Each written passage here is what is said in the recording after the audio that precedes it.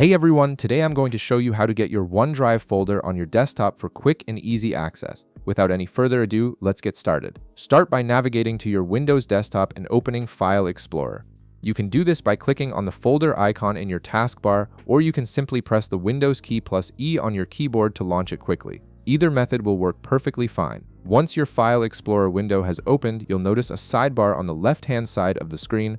This is where all your main folders and quick access options are located. Take a moment to scan through this menu, as this is where you'll find what you need to complete this process. Now look for the OneDrive folder in this left-hand menu.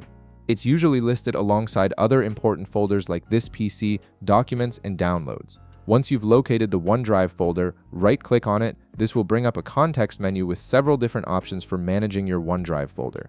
From the list of options that appears, hover your cursor over the option labeled Send To. When you hover over this option, it will expand to reveal additional choices for where you can send or create shortcuts to your OneDrive folder.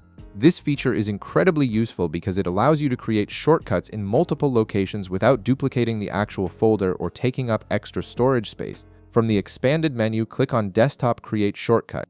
This action tells Windows to create a convenient shortcut to your OneDrive folder directly on your desktop. The shortcut will appear almost instantly, giving you one-click access to all your OneDrive files and folders without having to open File Explorer every time. And that's it. Your OneDrive folder is now accessible right from your desktop, making it much easier to manage and access your cloud files whenever you need them. If this video helped you out, be sure to leave a like, subscribe, and I'll see you in the next one.